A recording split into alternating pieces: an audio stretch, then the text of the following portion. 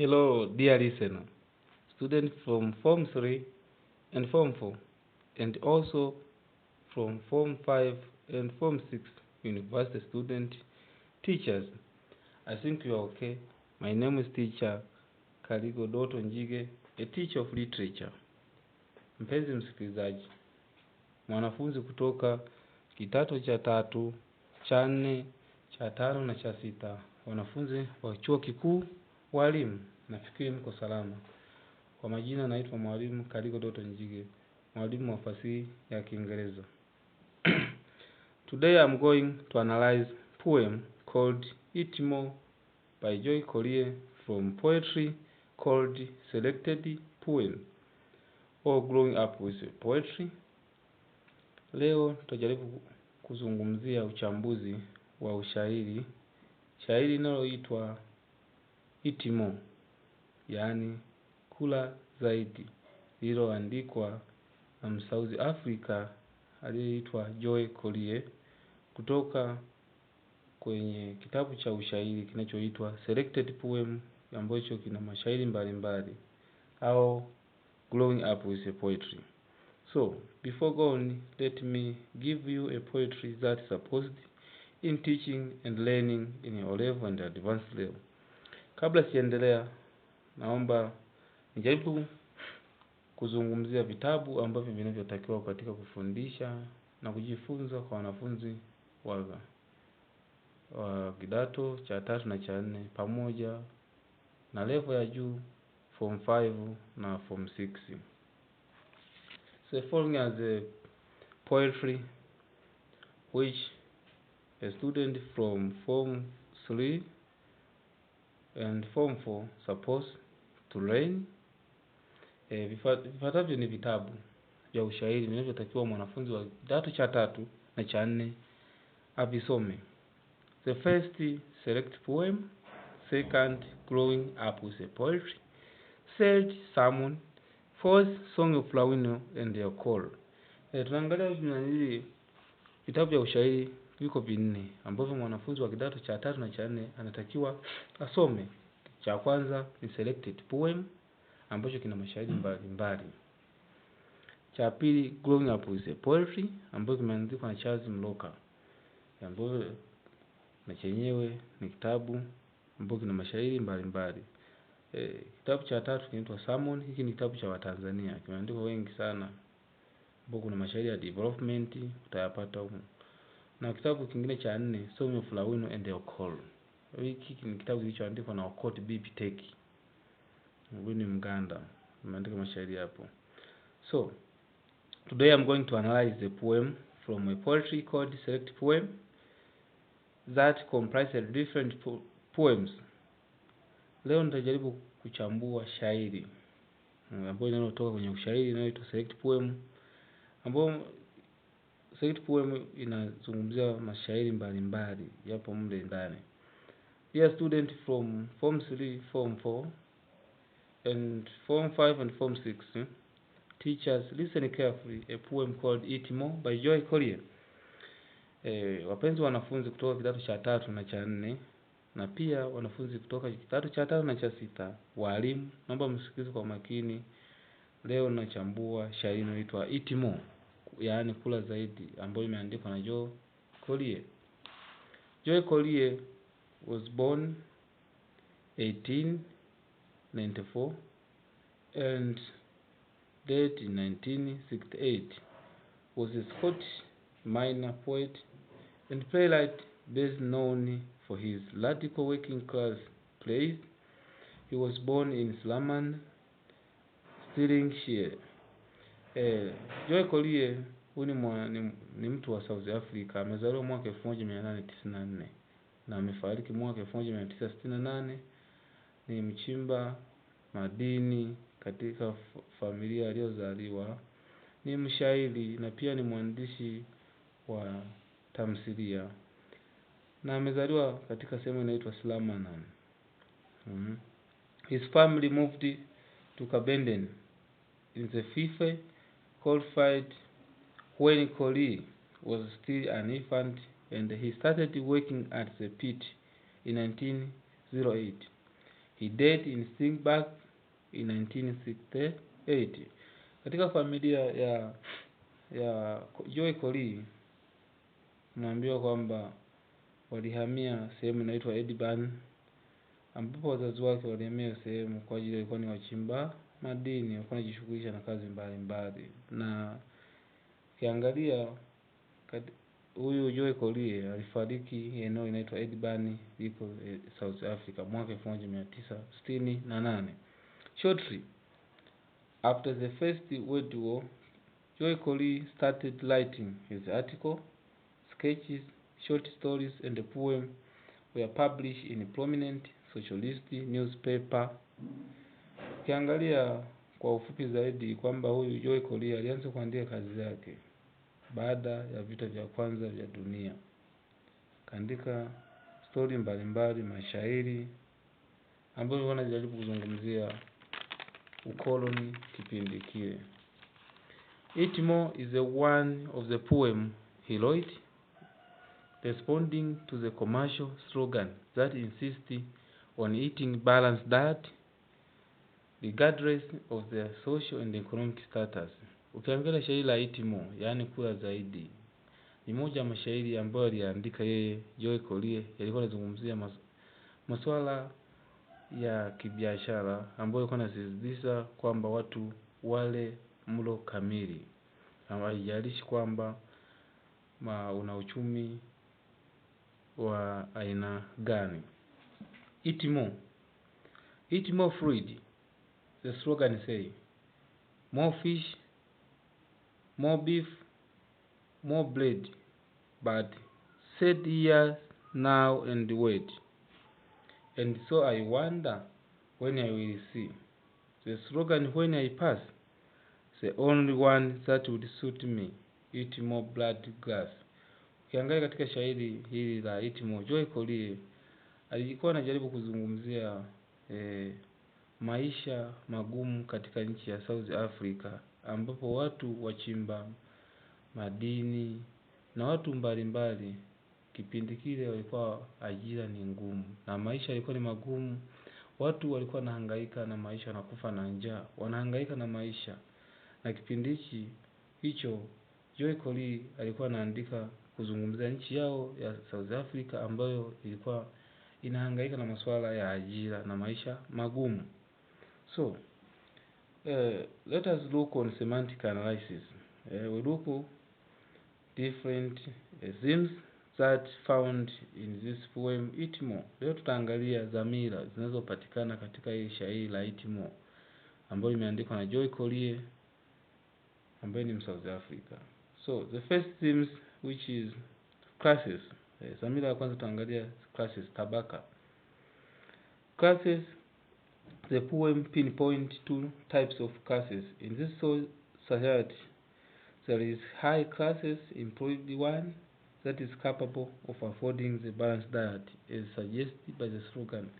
Tukiangalia katika matabaka tunaona matabaka ya aina mbili ambayo Corrie amejaribu kuyabaini. Matabaka mawili ambao moja ni tabaka la juu na la pili tabaka la chini, ambao tabaka la chini ni tabaka ambao lenyewe halina uwezo wa kupata mlo kamili. They can afford to eat fruit, fish, beef and bread. Katika tabaka la juu tumejaribu kuona kwenye shairi lenyewe kabisa ambao inasema kwamba eat more fruit, is slogan say more fish, more beef, more bread, ambao inaonyesha kwamba hao ilikuwa ni kauli mbiu ambayo imetolewa na serikali ya South Africa. Inasema kwamba watu mnatakiwa wale mlo safi, wale nyama, wale matunda, wale samaki, wale mikate, ambapo tabaka la chini lilikuwa halina uwezo wa kuafford. On the other side there is a poor, low class, unemployed one, represented by person. This is a class that eat just to survive. The only meal they can afford is what he called blood glass. Tunaangalia hapa upande wa tabaka la chini lilikuwa halina uwezo wa kununua au kuhimili mlo kamili. Ndio maana mwandishi Corrie anajaribu kuonyesha watu wale tabaka la chini wanakula mboga za majani. Ndio maana akasema kwamba mwishoni kabisa wa beti wa pili anasema kwamba the only one that would suit me eat more blood grass. Blood grass maana yake mboga za majani. Another themes which is unemployment. Tunaangalia kwamba dhamira ya pili nyingine ya unemployment, kukosekana kwa ajira. The person seems to come from developed country in which unemployed people are paid to sustain their living. Tunaangalia kwamba hapa watu walikuwa hawaajiriwi na wale ambao wapo kwenye ajira walikuwa wanalipwa ujira mdogo. He says, but I'm on unemployment pay. Since he live on unemployment pay, he cannot afford to eat a balanced diet. Hapo wananili person anatuambia kwamba alikuwa hajaajiriwa, lakini wanaambiwa kwamba wale mlo kamili wakati na maisha yenyewe ni magumu. Let us look at another themes which said point which is poverty. Tuangalie dhamira nyingine ya tatu ambayo ni dhamira ya tatu ambayo ni umaskini. The person come from the poor class who cannot afford eat more blood grass. This suggests that he can only afford the vegetable which more often are cheap. Tunaona kwamba kuna umaskini. Dhamira nyingine tunaona umaskini ambao person mwenyewe anatuambia kwamba katika tabaka la chini hawana uwezo wa kula mlo kamili, wenyewe wana uwezo wa kupata mboga za majani ambao ni blood grass. Let us look at another themes which is protest.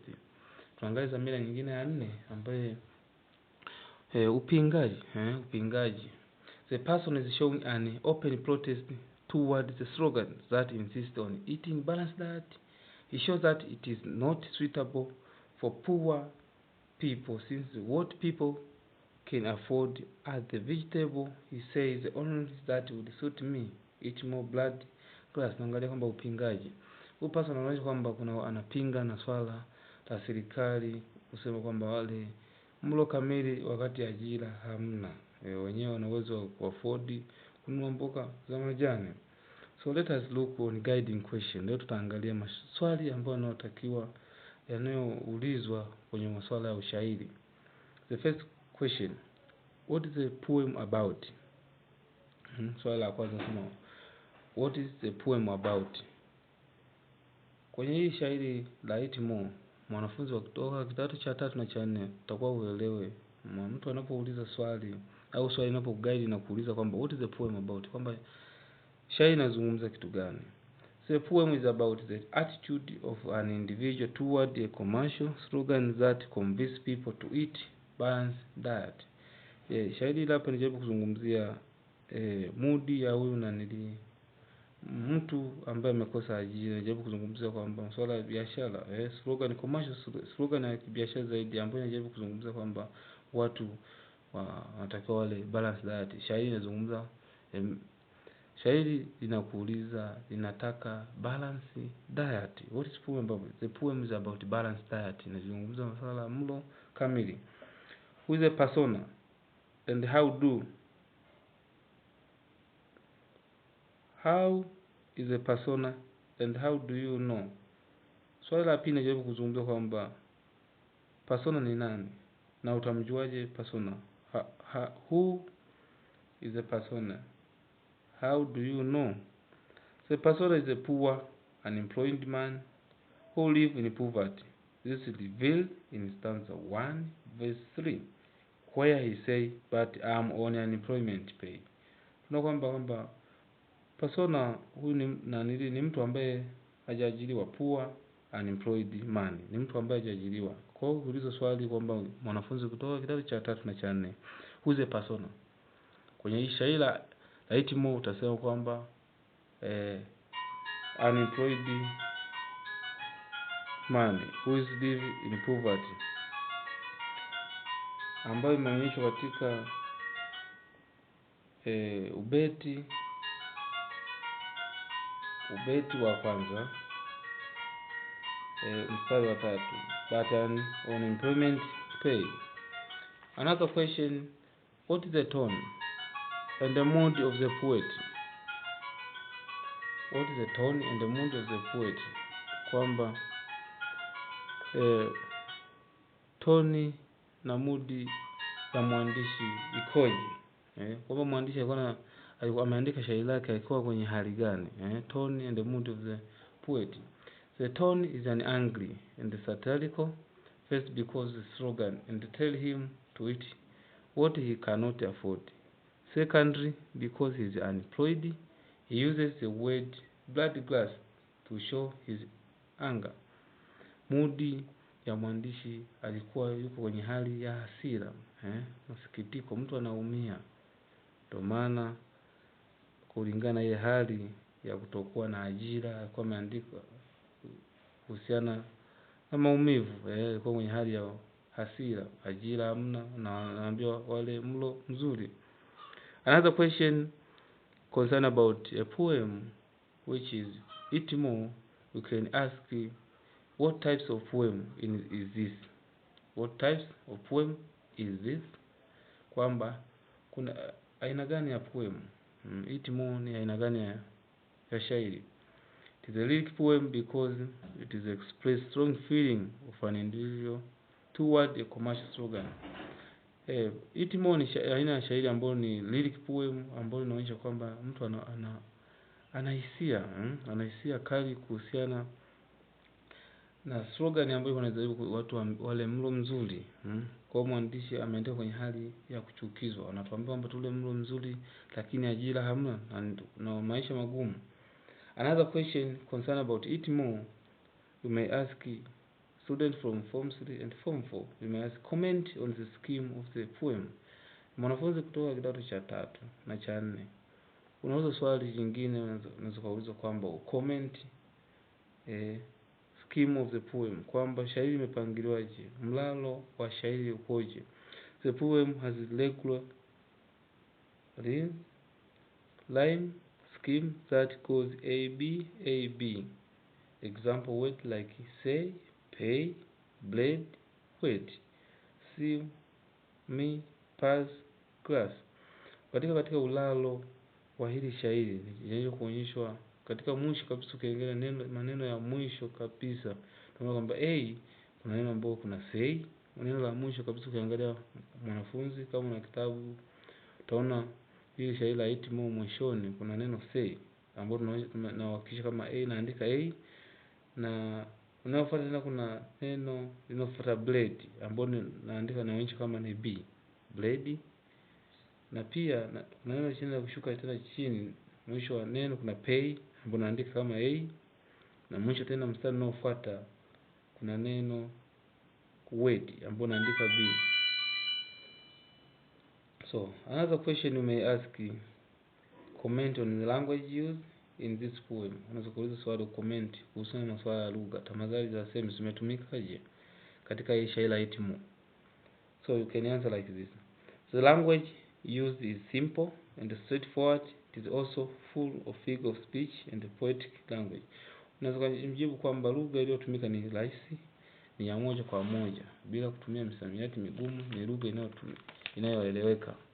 Na hii hapa imeanda na lugha iliyotumika ni rahisi lakini ina tamathali za semi kama zifuatazo.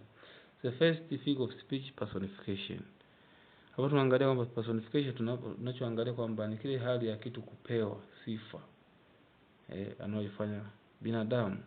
Lakini naomba the slogan say, kwamba the slogan tukiangalia slogan say imeonyeshwa kwenye shairi, kuonyesha kwamba slogan say inaonyesha kwamba maana yake the slogan cannot say, kwamba slogan haiwezi kaongea, lakini mwandishi anakuambia slogan say, kwamba slogan inaongea lakini slogan haiwezi kaongea. Another figure of speech, poetic license, kwamba mpangilio sasa au upangiliaji wa uandishi wa grammar katika hili shairi ukoje. Upangilio wa hili shairi kuna uvunjaji wa maneno au grammar katika hili shairi ipo. Kwa mfano the word the slogan say, kuna neno amesema the slogan say, mwishoni wa neno say hajaongeza s, akasema say. So the correct grammar sentence would be the slogan says. Kwa hiyo natakuwa andike the slogan says, lakini yeye ameandika the slogan say. Another figure of speech which is alliteration. Alliteration tunaangalia kwamba huu ni mpangilio wa consonant, kwamba consonants zimepangiwaje sasa? Hizi silabi hizo zipangiwaje? Kuna zifano, kwa mfano hizi hapa, the slogan says, kuna neno s. Neno s limeonekana limefuatana kwa kila neno. The slogan say, kwa neno slogan s limeanza na s. Slogan s na neno jingine says, mpangilio wa pale hizo silabi. Another alliteration, I wonder when I will see.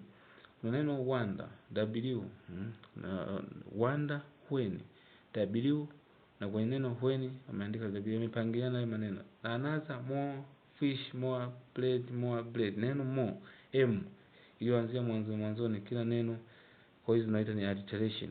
Another figure of speech which is symbolism. Symbolism is something that represents something else, kwamba ni kitu kinachowakilisha kitu kingine.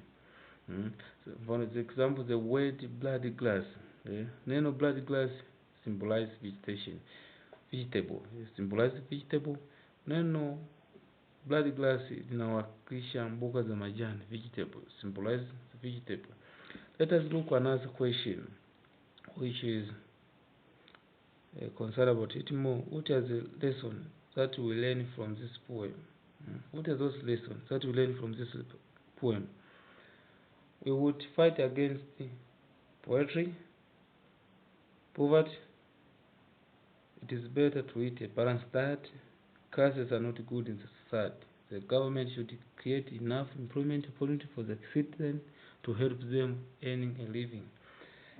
Ujumbe, message tuliyoipata kwenye hili shairi, we should fight against poverty. Lazima tupambane, tupigane zaidi na kuhusiana na masuala ya umaskini. It is better to eat a balanced diet. Ni vizuri kula mlo kamili. Classes are not good in society. Matabaka sio mazuri katika jamii. Huu ni ujumbe tunaojifunza kwenye hili shairi. The government should create enough employment opportunity for the citizen to help them earning a living. Serikali lazima itoe ajira, lazima serikali itoe ajira, maana watu wanahangaika na maisha magumu. Let us look at the last question concerned about it more. You may ask, is the poem relevant to Tanzania? So unaweza kuuliza kwamba hii shairi la it more inahusiana na Tanzania. The poem is relevant to Tanzania today in a number of ways. Ndio kwamba hili shairi linahusiana na maisha ya Tanzania kama ifuatavyo. There is a problem of unemployment in our society. Kuna tatizo la ajira katika jamii yetu au nchi yetu ya Tanzania. Kwa maana linahusiana. There is a poverty everywhere. Ndio kuna matatizo ya umaskini kila sehemu, kila kijiji katika nchi yetu ya Tanzania. Thanks for listening me. My name Karigodoto Njige, a teacher of literature. Asanteni sana kwa kunisikiliza. Kwa majina naitwa Mwalimu Karigodoto Njige, mwalimu wa fasihi ya Kiingereza. Don't forget to subscribe, like, share and comment below this audio. Next, I will analyze another poem called A Freedom Song ya Tieno. Msisahau kusubscribe, kulike na kushare na comment. Siku nyingine nitajaribu kuchambua shairi jingine linaloitwa A Freedom Song. Tutakuja muone mhusika ndani ya shairi anaitwa Atieno Yo. Asanteni sana.